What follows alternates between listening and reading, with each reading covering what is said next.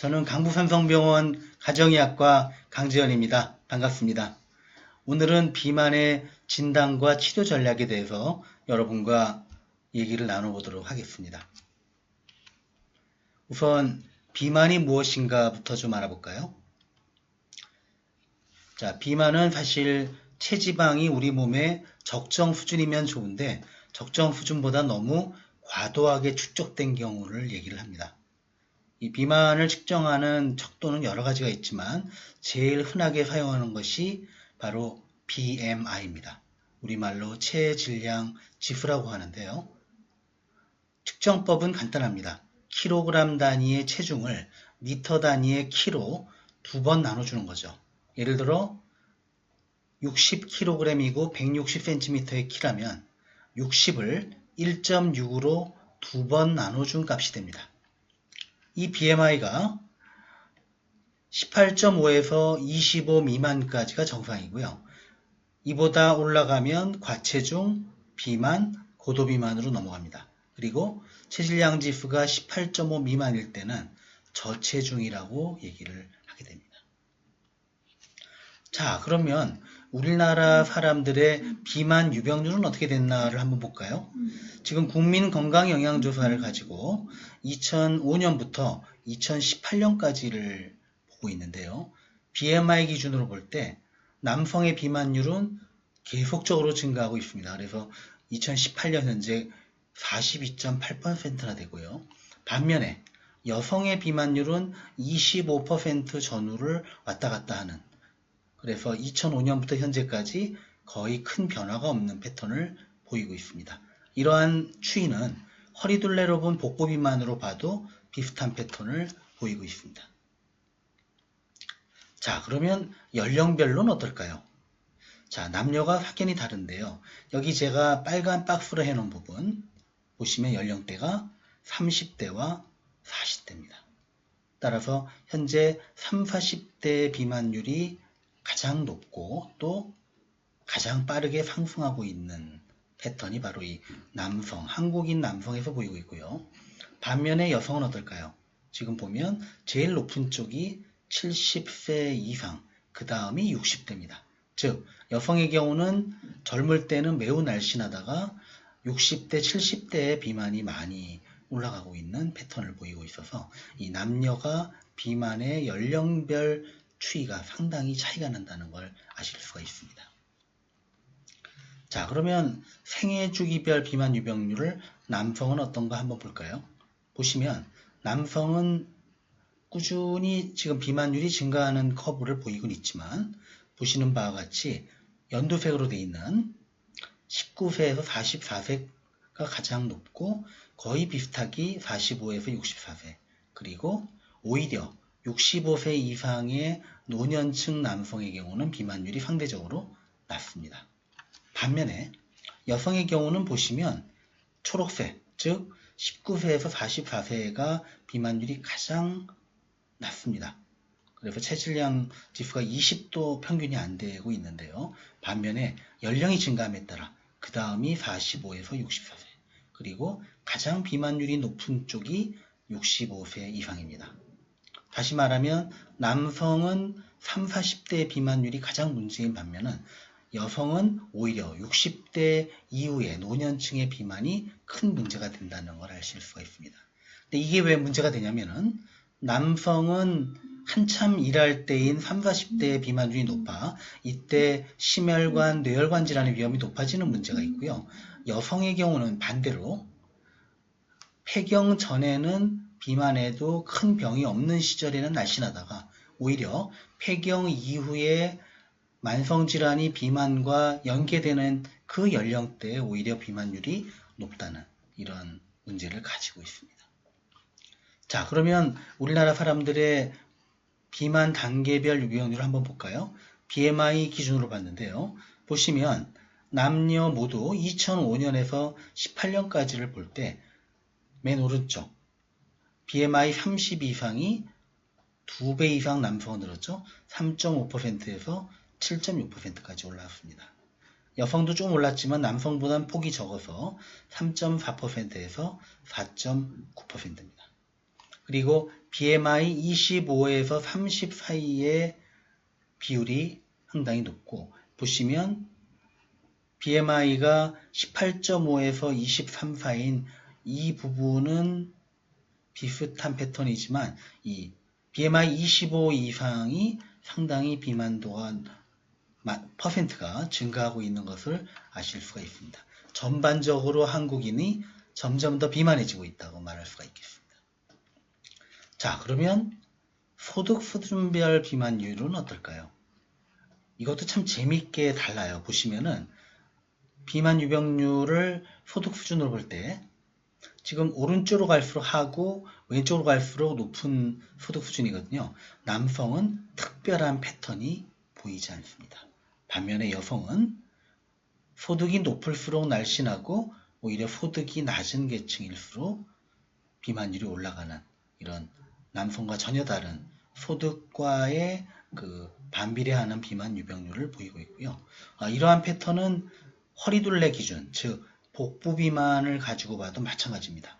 남성은 큰 패턴이 없는 반면에 여성은 소득이 낮을수록 복부 비만의 유병률이 올라가고 있는 그런 독특한 남녀 사이의 차이를 보이고 있습니다. 자, 그러면 주관적으로 내가 비만하다라고 느끼는 비율이 얼마나 될까? 여기서의 그 주관적 비만 인지율은 여기 보시는 것처럼 BMI 25 이상인데 실제 본인이 비만하다고 느끼는 비율입니다. 보시면 여성은 대부분이 본인이 비만할 때 주관적으로 비만하다고 인지를 하고 있습니다. 남성은 비슷한 패턴은 보이지만 여성보다는 비만 인지율이 상대적으로 낮다라고 말할 수 있고요. 이에 따라 비례해서 실제로 체중을 빼려는 시도를 하는 비율도 여성이 현재 68%로 남성의 54%보다 높게 관찰이 됩니다. 자, 그러면 이 주관적 비만 인지율이 어떤가를 봤는데 여기서 또 하나의 문제가 있습니다. 예를 들어 BMI가 25가 넘으면은 실제 비만이니까 의학적으로 그래서 비만하다고 주관적으로 인지하는 게 문제가 될 게 없죠. 하지만 여기를 보시죠. 여기는 18.5에서 23이니까 표준 체중일 때고요.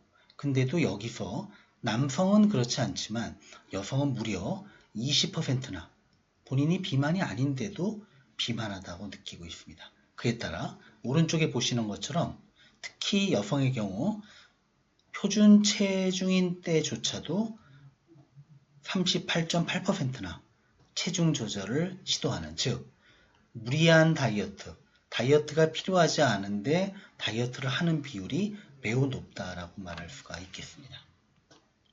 자, 그러면 이런 비만과 관련돼서 우리 한국인의 건강 행태는 어떻게 나타나고 있을까요? 보시면 에너지 섭취량이 한국인의 남성에서 비만이 앞서 제가 매우 가파르게 상승한다고 말씀드렸는데 의외로 보시면 이 노란색 비만한 사람들조차도 에너지 섭취량이 별로 늘어나고 있지 않습니다. 왜일까? 추측입니다만 섭취 열량이 많아서 비만율이 올라간다기보다는 에너지 소비량, 예를 들면 신체 활동량이나 운동량이 줄어서 비만해질 확률이 높다. 특히 2000년대 초반부터 현재까지 차이를 보면 교통수단이 점점 발전하고 또 자기의 차량을 가지고 운전하는 사람의 비율이 늘어나다 보니까 신체 활동량이 꾸준히 줄어드는 시기이기도 합니다. 자, 여성은 어떨까? 여성도 마찬가지입니다. 에너지 섭취량은 큰 차이가 없고 오히려 잘 보시면 약간 줄어드는 게 아닌가 생각이 들 정도로 에너지 소비량은 지난 한 20년 동안 거의 차이가 없습니다. 그런데 그러면 기름진 음식을 많이 먹어서 우리가 비만한 게 아닐까 생각을 할 수 있지만 여기 보시면요. 오히려 우리 한국인들은 남녀 공이 그 기름진 거를 좀 조심하는 경향이 있습니다. 물론 여기 보시면 비만한 사람들의 경우는 남성의 경우는 조금 증가하는 추세는 있지만 전반적으로 지방을 지나치게 많이 먹어서 비만해졌다고 보기도 어려운 패턴을 보이고 있습니다. 하지만 여기 뚜렷해 보이는 것은 남녀 모두 지난 20년 동안 외식의 비율이 꾸준하게 오르고 있다는 것을 보실 수가 있습니다. 그리고 운동, 즉 유산소 운동을 하는 신체활동 실천율을 보시면 이처럼 지속적으로 남녀 모두 줄고 있는 패턴을 보이고 있습니다. 즉 지금 제가 보여드린 자료를 보면은 우리 한국인의 비만은 섭취 열량의 증가보다는 신체활동량, 운동량의 감소가 더 큰 영향을 미쳤을 것이다. 그리고 자차 운전 비율이 증가하고 외식을 자주 하는 등의 식습관의 변화, 식생활의 변화가 한 몫을 한 게 아닌가라는 것을 이 자료를 보시면 아실 수가 있습니다. 자, 그러면 이 그래프를 한번 볼까요? 우리나라 지도죠. 보시면 비만 유병률이 낮을수록 색깔이 연노랑으로 옅고요. 붉은색으로 갈수록 비만율이 높은 지역으로 갑니다. 자, 2005년과 2010년, 2015년의 패턴을 볼까요?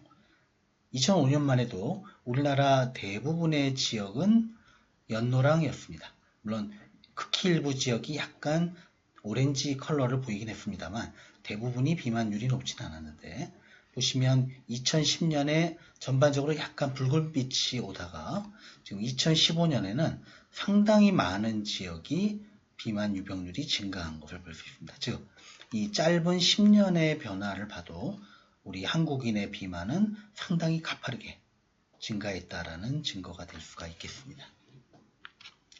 자, 그러면 왜 우리가 비만을 치료해야 되는가? 외모? 미용? 아니죠. 사실은 질병 때문이죠. 비만은 정말 다양한 질환을 유발하게 되는 것 때문입니다. 여기 보시죠. 아주 일관성 있게 허리둘레가 증가할수록 제2형 당뇨병은 가파르게 증가를 합니다. 그뿐만이 아니죠. 우리나라 주요 사망 요인 중에 하나인 심근경색 경우도 보시는 것처럼 허리둘레가 증가할수록 증가합니다. 또 심지어는 최근에는 대장암을 비롯한 많은 암조차도 허리둘레가 증가하면 증가하는 것으로 되어 있고요. 또 고혈압 역시 허리둘레가 증가하면 증가하며 허혈성 뇌졸중, 즉 뇌혈관 질환도 허리둘레 증가와 이처럼 아주 일관성 있는 밀접한 관련성이 있습니다. 즉 한국인의 허리둘레 증가가 한국인에서 당뇨병, 고혈압, 심근경색, 또 뇌졸중, 또 전체 암의 사망률까지 증가시켰다라는 걸 볼 수 있고요. 즉, 이 비만의 유병률이 올라가면 우리 의사들이 치료해야 되는 또 우리 국민들의 건강을 위협하는 많은 만성질환들이 다 발생이 증가하니까 이 비만을 치료하는 게 가장 중요한 조기 예방, 조기 치료가 될 수 있다는 것을 이 그래프를 보시면 알 수가 있습니다. 자, 그러면 비만이 왜 이런 합병증을 유발할 것인가? 보시면 비만하면은 혈중에 유리지방산이 증가하고 인슐린 분비가 늘면서 인슐린 저항성이 생기게 되죠. 그러면서 또 혈당이 올라가고 이러한 일련의 변화 때문에 심혈관 질환, 제2형 당뇨병, 각종 암과 고혈압이 증가를 하게 되는 거죠. 그러면서 이 혈압 이외에도 중성지방이 올라가고 동맥경을 예방하는 HDL 콜레스테롤 낮아지는 변화 때문에 앞서 말씀드린 여러 가지 심뇌혈관 질환, 또 암, 이런 것들이 다 같이 증가하게 되는 것입니다. 자, 그러면 이런 건 알겠는데 그러면 우리가 비만을 어떻게 관리하고 치료할 것인가를 볼 수가 있겠습니다. 자, 우선 비만도를 정확히 평가해야 되겠죠. 앞서서 제가 체질량 지수에 대해서 말씀을 드렸습니다. 킬로그램 단위의 체중을 미터 단위의 키로 2번 나눠주는 값이죠. 그리고 BMI가 25가 넘어가면 비만이라고 말할 수가 있겠죠.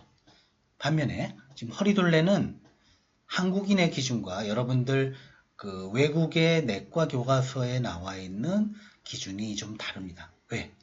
우리나라 사람들은 서구인, 백인들에 비해서 더 낮은 허리둘레에서도 비만 합병 질환의 발생 위험이 증가하기 때문입니다.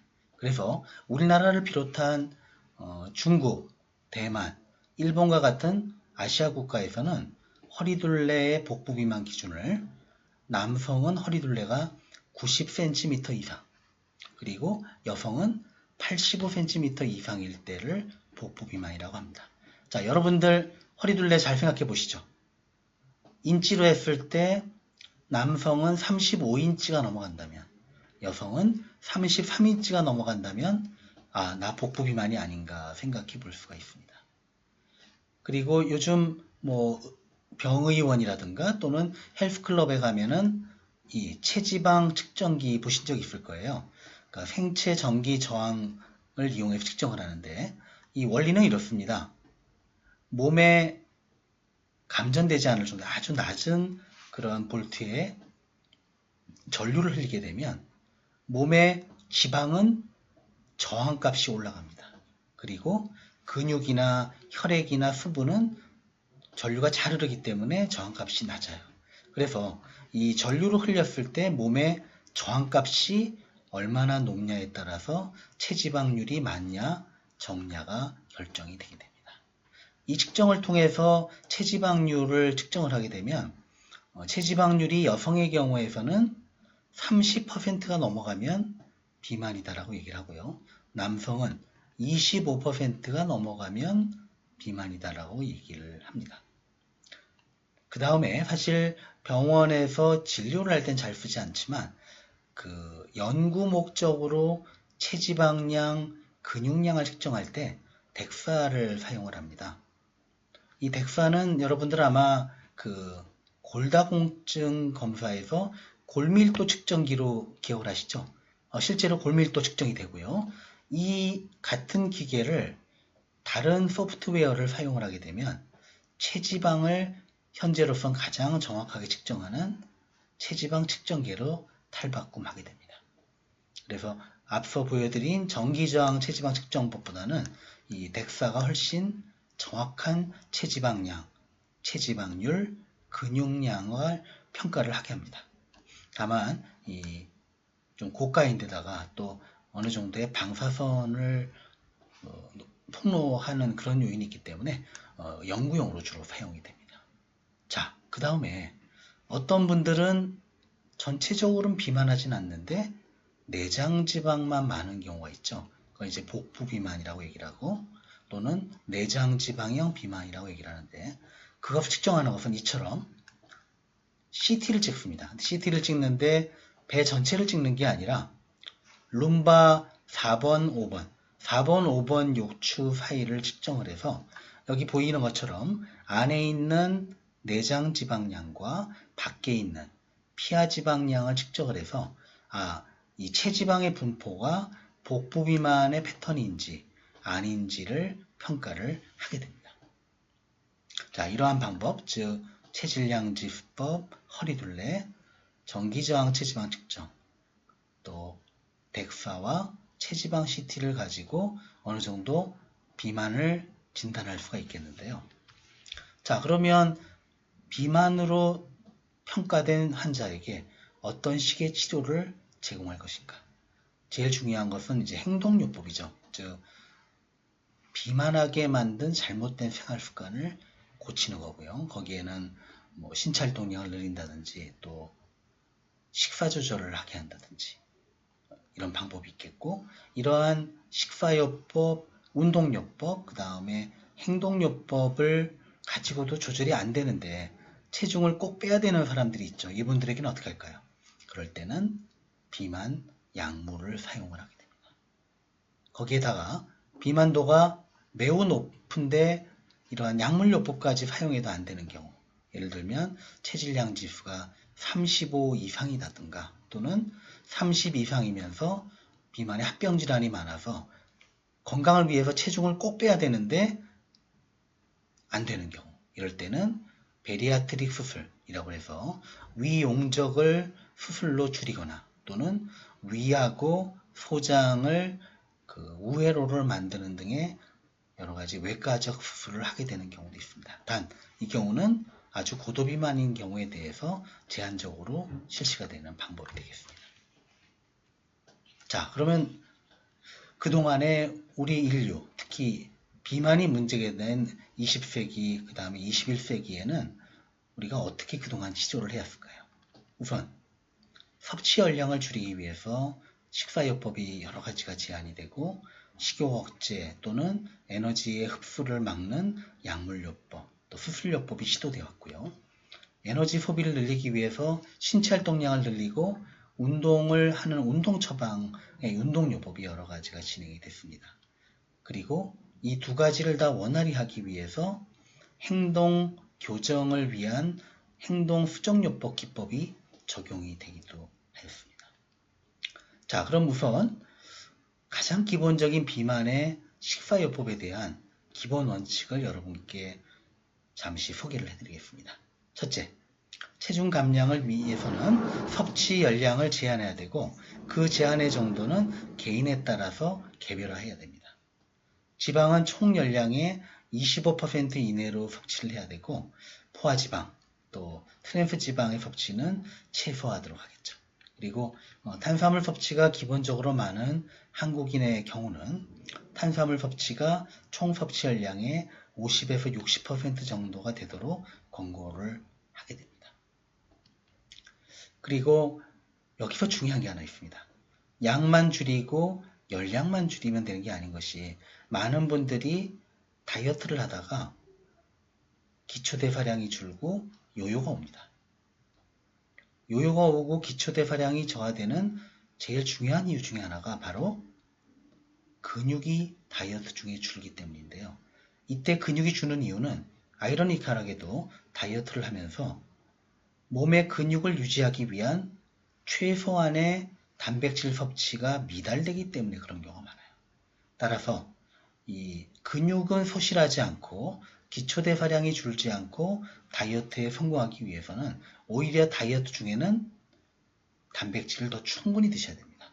어느 정도냐? 최소한 체중 1kg당 1g 이상의 단백질을 드셔야 된다는 거죠. 여기서 하나 주의하실 것은 이 1g이 소고기나 닭고기 1g이 아닙니다. 어떤 분들은 내가 체중이 70kg이니까 닭가슴살 70g, 즉 반 개 정도만 먹으면 되지 않아? 이렇게 얘기하시는데 지금 제가 말씀드린 단백질은 조단백질, 즉 다른 성분을 없애고 수분도 제거한 건조 중량의 단백질입니다. 따라서 소고기, 살코기라 할지라도 100g을 먹어도 그 안에 조단백질은 20에서 25g 밖에 없기 때문에 생각보다 많은 양의 단백질을 드셔야 됩니다. 또 이 단백질과 같은 대영양소 말고도 우리 몸의 건강을 유지하는 데 꼭 필요한 비타민과 무기질이 부족하지 않도록 해야 됩니다. 그리고 다이어트 중에 피치 못하게 이 비타민이나 미네랄이 부족할 가능성이 있다면 비타민이나 무기질 보충제를 먹으면서 다이어트를 해야 됩니다. 자, 우리나라에서도 중요한 것은 바로 음주입니다. 이상하게 외국에서는 음주량이 가파르게 증가하면 오히려 마르고 영양실조가 오는데 우리나라는 반대 패턴입니다. 음주량이 늘거나 음주 빈도가 늘게 되면 우리나라는 비만으로 이어집니다. 왜일까요? 우리의 독특한 문화 때문입니다. 외국에서는 음주량이 늘면 식사도 안 하고 안주도 안 먹고 알코올만 먹죠. 우리는 어떻죠? 많은 양의 식사를 하면서 반주로 음주를 하고 또 술자리를 가져도 상당히 고지방, 고열량의 안주를 먹는 게 우리의 음주 문화입니다.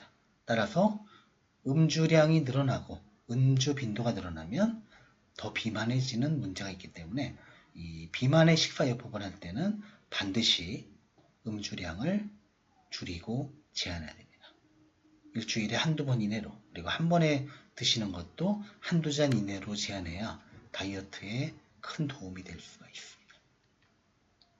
자, 제가 기본적인 칼로리와 영양소 얘기를 드렸는데 또 하나 제일 중요한 게 매크로 뉴트리언트 프로포션입니다. 즉 단백질, 탄수화물, 지방의 비율이라는 건데요. 한번 볼까요? 여기에 보시면 이게 그 황제 다이어트로 유명한 애킨스 다이어트부터 하버드 대학의 윌레트 박사의 다이어트, 또 여러 가지 할리우드의 유행 다이어트까지 굉장히 유명한 사람의 이름이나 화려한 이름이 붙어 있지만, 이 여러 가지 다이어트법의 패턴은 사실은 탄수화물, 지방, 단백질을 총 섭취열량의 몇 %를 먹느냐, 즉 3대 영양소의 섭취 비율을 가지고 다이어트를 하고 있는 거죠. 그러니까 제가 이걸 소개해드리는 이유는, 이런 유행하는 다이어트는 단기간이건 또는 장기간이건 효과가 있거든요. 어느 정도는. 그 이유는 이 3대 영양소의 비율을 조절하는 게 실제로 체중 조절에 영향을 준다는 의미이기도 합니다. 자, 볼까요? 우선 고단백 식사입니다. 이게 왜 중요할까요? 자, 단백질은요, 다른 영양소와 다른 특징이 있습니다. 우리 빵이라든가 또는 국수를 먹고 나면 우리 한국인들은 이런 말을 하죠. 이상해. 밀가루 음식은 먹고 고개만 돌리면 또 배가 고프네. 왜? 이 밀을 가루를 내서 만드는 밀가루 음식들은 쉽게 흡수되기 때문에 포만감이 오래가지 않습니다. 또 이 밀가루로 만든 음식의 경우는 안에 식이섬유가 별로 없기 때문에 더욱더 그렇죠. 반면에 이 단백질 음식은 상당히 오래 포만감이 갑니다. 어느 정도냐? 보통 4시간 정도 포만감이 유지가 돼요. 근데 보통 우리가 아침 먹고 점심 또는 점심 먹고 저녁 시간에까지 시간이 4시간 전후밖에 안 됩니다. 즉, 단백질을 넉넉하게 섭취하는 고단백 식사를 하게 되면 포만감을 다음 끼니 때까지 꾸준히 유지할 수 있다는 거죠. 또 하나는 다이어트 인듀스 서머제네시스가 증가한다. 이게 뭐냐면 식이 유발 열발성이라는 표현인데요. 자, 음식을 먹고 나면 땀이 나죠. 몸에 혈도 납니다. 그게 사실은 먹은 음식을 소화시키고 대사하는 과정에서 몸에 열이 나기 때문에 그 열을 배출하기 위해서 땀이 나는 거예요. 근데 단백질, 탄수화물, 지방 중에서 이 똑같은 양을 먹었을 때 열이 제일 많이 발생되는 게 바로 단백질입니다. 이게 어떤 의미가 있느냐? 자, 많은 현대인들은 잘 먹고 빠지길 원하는데 그게 쉬운 게 아니죠. 하지만 단백질은 같은 양을 먹어도 탄수화물이나 지방보다 열 발생이 많습니다. 즉, 실제 에너지로 사용되거나 남아서 체지방으로 축적되는 열량이 줄어들게 되는 거예요. 그래서 예를 들어 단백질로 먹으면 100칼로리를 먹어도 실제 열 발생을 빼고 나면 몸의 에너지원이나 체지방 축적을 위해 남는 칼로리는 8, 90칼로리밖에 안 됩니다. 반면에 지방은 거의 열 발생이 없고요. 탄수화물은 그 중간쯤 된다는 거죠. 또 하나, 아무래도 다이어트를 하다 보면 근육량이 줄면서 체력이 떨어지고 또 기초대사량이 낮아지는 경우가 많은데요. 이 고단백 식사를 하게 되면 fat free mass, 즉 대부분 근육입니다. 근육을 유지하면서 우리가 원하는 체지방만 빠지는 건강한 다이어트를 할 수 있습니다. 또 하나는 에너지 효율이 떨어진다는 건데요. 어떤 의미냐면 아까 DIT가 증가한다는 것은 마찬가지입니다. 즉, 먹어도 소실돼서 사용 가능한 에너지가 적다는 거죠. 그래서 에너지 효율이 떨어지는 거지만 먹거리가 풍부해서 비만이 문제가 되는 현대인에게는 이 에너지 효율이 낮은 게 오히려 다이어트, 건강한 체중 유지에 유리한 측면이 있는 겁니다. 자, 여기서 보면은 실제로 단백질 음식을 먹었을 때 공복감이나 또 속이 빈 느낌, 또 먹고자 하는 욕망, 식욕이 어떤가를 봤거든요. 이 그래프를 보시면 그 공복감이 단백질이 가장 적고 그 다음 배고픔도 적고 또 먹고 싶은 욕구도 제일 적은 거로 나타났습니다. 이러한 그 단백질의 포만감을 주는 효과가 다이어트에 상당히 중요합니다. 자, 아까 DIT 말씀드렸죠? 다이어트 인듀스드 서머제네시스. 보시죠. 요것은 왼쪽은 그 고단백 식사를 12명에게 제공을 했고요. 반대쪽은 그냥 통상적인 적절한 양의 단백질을 제공을 했습니다. 양군 간의 DIT를 비교해 봤더니 보시는 것과 같이 고단백 식사를 한 쪽이 보통의 단백질을 섭취한 사람보다 훨씬 DIT가 높다는 것을 알 수가 있습니다. 자, 이것은 사실 상당히 기념비적인 논문이에요. 2003년에 뉴 잉글랜드 저널 오브 메디슨에 나온 연구입니다. 이 연구는 한쪽에는 통상적인 다이어트, 즉 열량을 줄이고 기름진 걸 좀 제한하는 그런 통상적인 다이어트를 시켰고요. 한쪽 군에는 열량은 제한하지 않으면서 탄수화물을 줄이는 다이어트를 했습니다. 즉 탄수화물을 줄였다는 건 단백질 섭취가 늘었다는 의미가 되겠죠. 그래서 나중에 계산을 해보니까 이쪽보다 이쪽이 섭취 열량이 몇백 칼로리 많았다고 합니다. 그럼 우리 일반적인 상식으로는 칼로리 섭취가 많은 쪽이 다이어트 효과가 적던가 아니면 효과가 없어야지 맞는 거죠. 근데 보시는 것처럼 놀랍게도 이 컨벤셔널 다이어트를 한 쪽보다 로우 카보하이드레이트 다이어트 한 쪽이 체중이 더 많이 빠졌고, 그리고 사실 탄수화물을 줄이다 보면 단백질과 지방 섭취가 늘어날 텐데 실제로 우려하는 것처럼 총 콜레스테롤이나 LDL 콜레스테롤이 증가한 것도 거의 없었다고 합니다. 오히려 동맥경화 예방에 도움이 되는 HDL 콜레스테롤로가 큰 폭으로 늘었고, 또 동맥경화랑 밀접한 관련이 있는 것으로 알려진 트리글리세라이드, 중성지방은 큰 폭으로 감소했습니다. 그래서 이 논문이 나온 후에 학계에선 굉장히 혼란이 있었습니다. 우리가 기본적으로 갖고 있던 칼로리 섭취와 그에 비례한 체중 변화의 이론을 깬 것이죠. 그래서 오랜 논란 끝에 정리된 것은 여전히 우리가 그동안 생각해온 저열량 식사요법, 그 다음에 기름진 음식을 피하는 건 맞지만 그 이외에도 이처럼 탄수화물을 줄이고 단백질을 충분히 먹는 다이어트도 효과가 있다는 것을 보여주는 증거가 되겠습니다.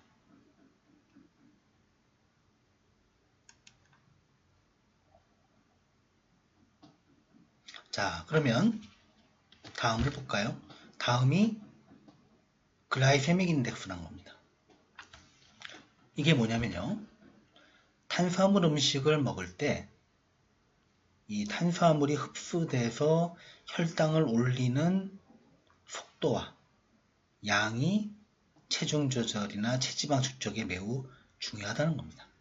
그래서 예를 들어 빵을 100g을 먹었을 때 그것을 100으로 봤을 때 다른 탄수화물 음식 100g을 먹었을 때 혈당이 얼마나 올라가느냐를 지수로 표시한 값입니다. 그래서 이 당 지수가 높은 음식은 혈당을 많이 올리고 이것 때문에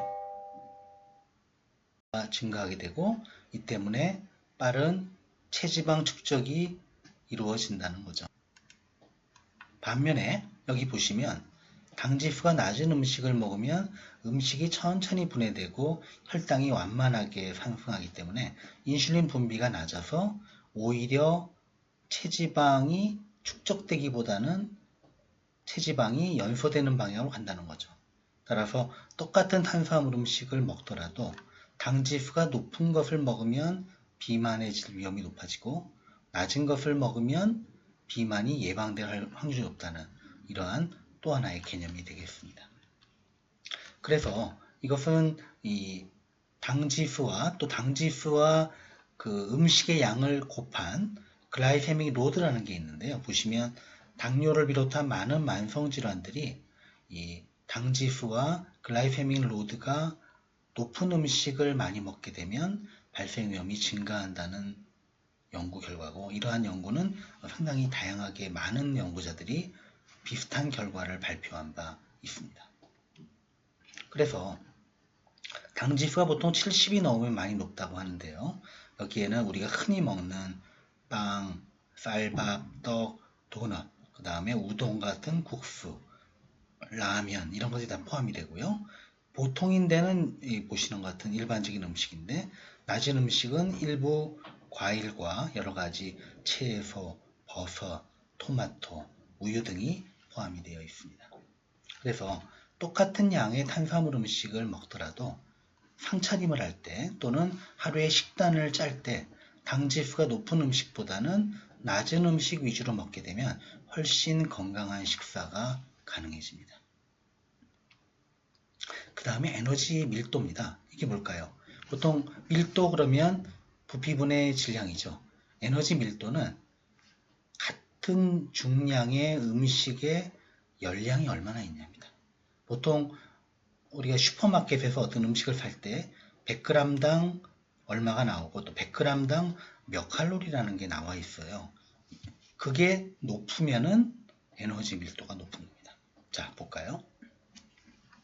자, 어떤 사람은 아침을 이렇게 카스테라 몇 조각과 우유를 마십니다. 어떤 사람은 부지런하게 건강하게 한 상을 차려 먹습니다. 사실 위에 같이 먹으면은 간단히 먹었는데 또 중간에 출출해서 간식을 하거나 점심 때 배가 고파서 과식을 할 위험이 높겠죠. 반면에 아래같이 아침부터 든든하게 드시면 점심 때까지 포만감이 유지될 수가 있겠습니다. 그래서 사실 똑같은 열량의 음식을 먹더라도 에너지 밀도가 낮은 음식을 먹고 이렇게 높은 음식을 피하는 게 다이어트의 지름길이 되겠습니다. 그래서 우리가 보통 식사요법을 하고 비만한 제 식단을 평가할 때 되게 비만한 분들은 과식 많이 먹을 거라고 생각을 많이 하는데요. 의외로 그렇지 않습니다. 오히려 비만한 분들도 양은 많이 먹지 않는데 제가 우스갯소리로 찌는 음식을 주로 먹는다 얘기를 합니다. 쉽게 말하면 에너지 밀도가 높은 음식을 좋아하면 비만해질 위험이 높다라는 거죠. 즉 음식의 양 자체보다도 어떤 음식을 먹느냐가 비만의 위험을 높이거나 낮출 수 있다는 걸 말씀드리고 있습니다. 자, 그 다음에는 운동이죠. 운동은 이제 규칙적인 운동은 당연히 도움이 되고요.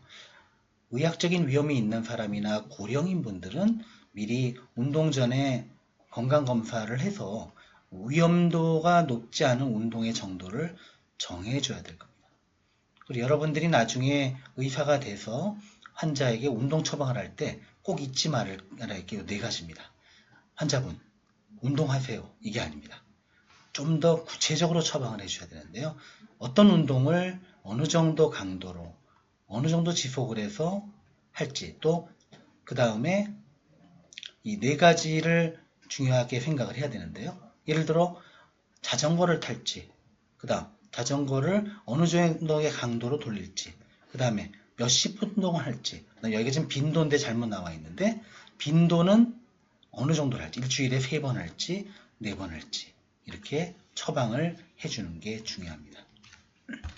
자, 제가 이걸 왜 보여드리냐면 환자에 따라 적합한 운동과 또 좋아하는 운동, 싫어하는 운동이 다르기 때문에 딱 일률적인 운동을 처방하기보다는 환자에게 적합하면서 환자가 쉽게 할 수 있고 그래도 편하게 할 수 있는 운동을 같이 의논해서 골라서 제안해 주는 게 비만의 운동 처방의 가장 중요한 점입니다.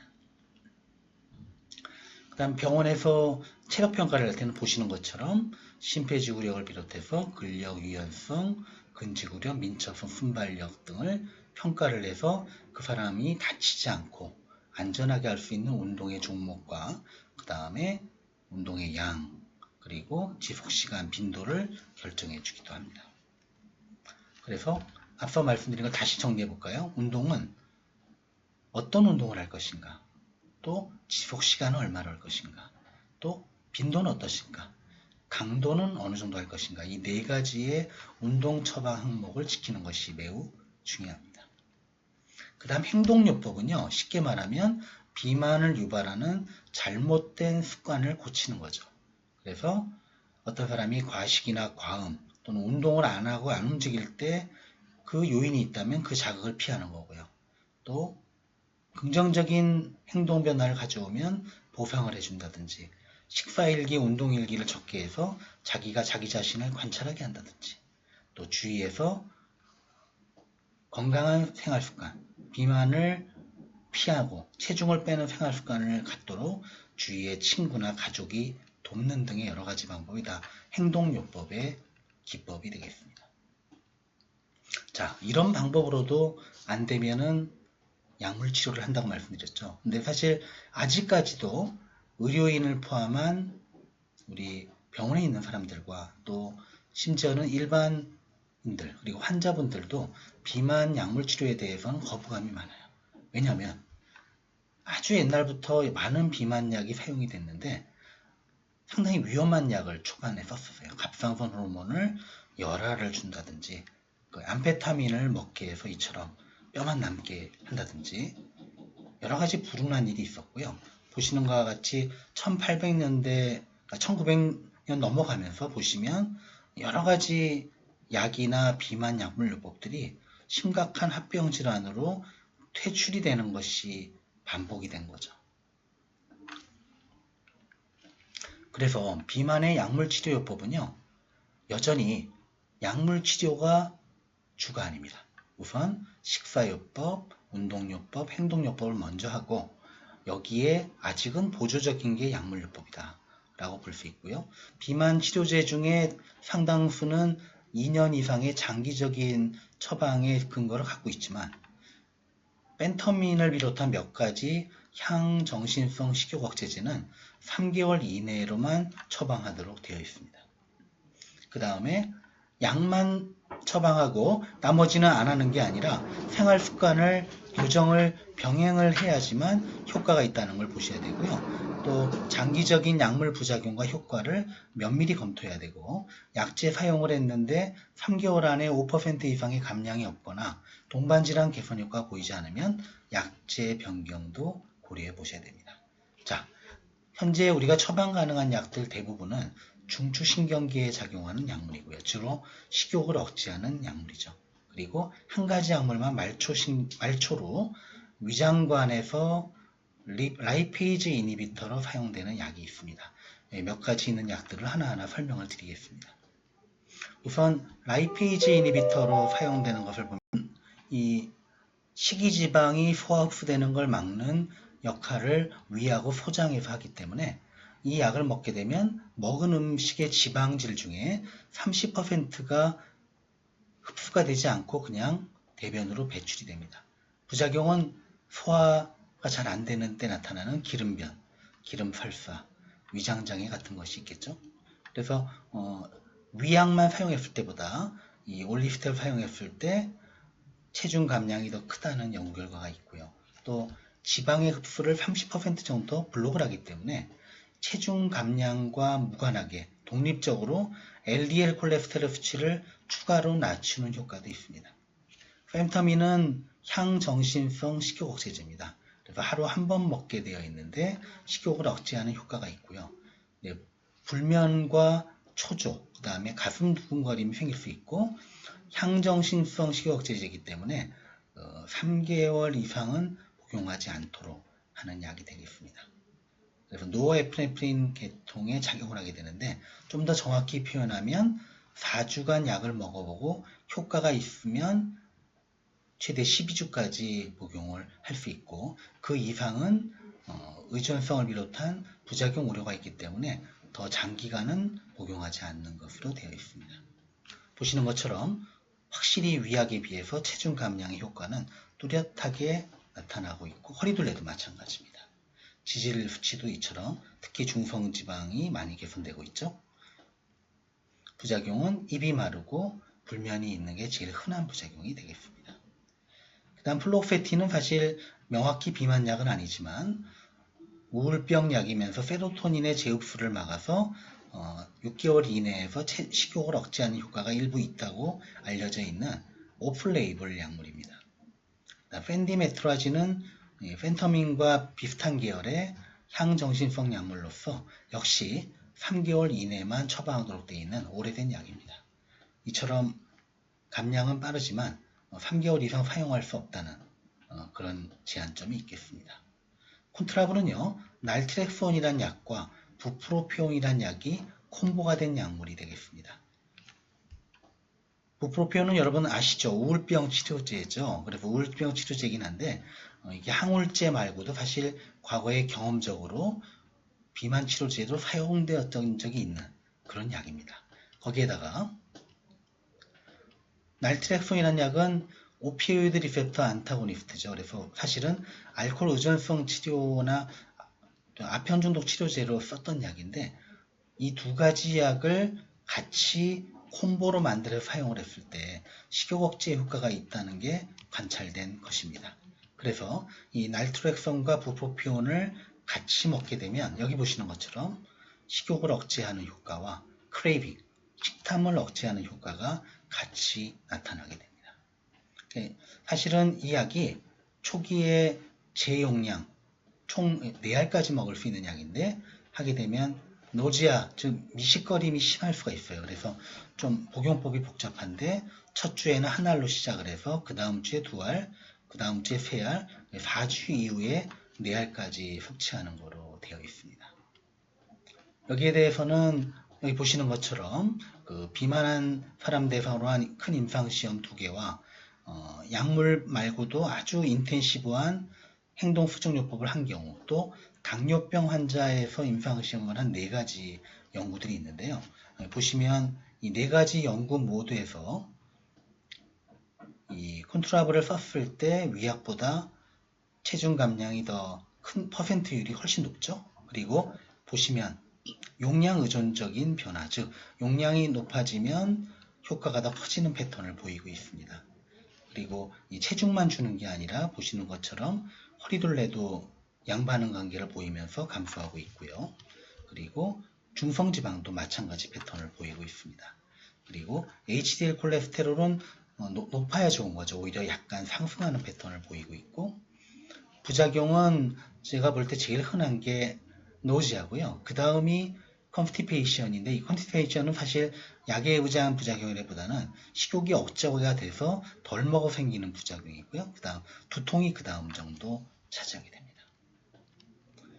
자, 그 다음에 아무래도 혈압이 높을 때는 사용하지 않도록 돼 있고 그 다음에 식이장애가 있는 경우 또 사실은 그 오피오이드를 사용하거나 다른 부프로피온을 사용하고 있는 사람들은 먹지 않는 것이 좋겠습니다. 자, 그 다음엔 리라그루타이드인데요. 이것은 그 휴먼 GLP-1 아날로그가 되겠습니다. 그래서 여기에는 GLP-1 아날로그는 리라그루타이드 성분이 들어있어서 대뇌 해당 부위에 활성화된 신경세포에 작용을 해서 식욕과 섭취 열량을 조정한다고 합니다. 그래서 주사제인 게 특징이에요. 다른 약은 지금 다 소개해드린 게 먹는 약인데 이 약은 피하 주사를 인슐린처럼 피하 주사를 합니다. 네, 처음부터 용량을 3mm로 하진 않고요. 0.6mm로 시작을 해서 1주마다 0.6mm씩 올려서 최대 3mm까지 하게 되고요. 복부나 허벅지, 상박에 피하 주사를 합니다. 그래서 주사법은 인슐린과 비슷하다고 보시면 되겠습니다. 그래서 이 약은 보시는 바와 같이 용량을 늘릴수록 양반응 관계로 체중과 허리둘레가 줄어드는 것을 볼 수가 있고요. 다만 이 동물 실험에서 이 갑상선 암하고 관련이 있다는 증거가 일부 있었습니다. 사람은 아니고요. 그래서 메둘러리 사이로이드 캔서나 멀티플 엔도크라인 네오플라시아 신드롬 타입 2가 있는 과거력이나 가족력이 있는 사람은 하지 않도록, 그 다음에 당연히 임신부에는 하지 않도록 되어 있습니다. 그리고 가끔 아주 드물지만 급성 췌장염이 올 수 있기 때문에 췌장염이 의심되는 증상이 있으면 바로 투약을 중단하고 더 이상 약을 먹지 말아야 되고요. 사실 이 리라그루타이드는 당뇨병으로도 치료제로도 쓰고 있고 혈당을 낮추는 효과가 있는 데다가 또 체중이 줄면 혈당이 줄기 때문에 다른 인슐린이나 OHA를 사용하고 있는 환자가 쓸 때는 저혈당이 오지 않는지 잘 모니터하는 게 중요하겠습니다. 그 다음 큐시미아라는 약이 있는데요. 제가 앞에서 말씀드린 펜토민이라는 향정신성 식욕억제제, 식욕억제 효과는 좋지만 3개월 이상 사용 못하고 또 불면이나 이런 부작용이 많죠. 토피라메이트는 뭐냐면 엔티컨벌전트로 사용되던 약인데 과거에 비만 임상 시험을 해서 체중 조절에 효과가 있다는 데이터가 있는 두 약인데요. 이 두 약을 콤보로 만든 겁니다. 그래서 펜터민은 이미 식욕억제제로 확인된 약이고 토피라메이트도 항경련제지만 체중 감량 효과가 어느 정도 밝혀진 두 가지 약을 같이 붙인 건데요. 이 콤보 약이 보시는 것처럼 위약에 비해서 2년까지 팔로우를 했는데 이처럼 뚜렷한 체중 감량 효과를 보이고 있습니다. 이 약도 물론 임신 때 안 되고요. 펜터민이 그 심페토마이메틱 액션이 있으니까 갑상선 기능 항진증이 있는 환자는 먹으면 안 되겠죠. 자, 그래서 제가 지금까지 이 비만의 식사요법, 운동요법, 행동요법에 대해서 얘기를 드리고 약물요법에 대해서도 말씀을 드렸죠. 그래서 비만이 치료할 때 이 비만을 진단이 되게 되면 합병질환의 여부와 비만의 그 정도에 따라서 방금 말씀드린 대로 1차적으로는 비만의 식사요법, 운동요법, 행동요법을 적어도 2, 3개월 동안 실시하는 게 먼저입니다. 그것만으로도 치료가 안 되는데 꼭 치료가 필요한 사람이라면 그때 약물요법을 사용을 하고 고도비만인데도 불구하고 약물요법으로도 조절이 안 되는 환자가 있다면 그때는 베리아트릭 수술을 고려하는 게 마지막이 되겠습니다. 감사합니다.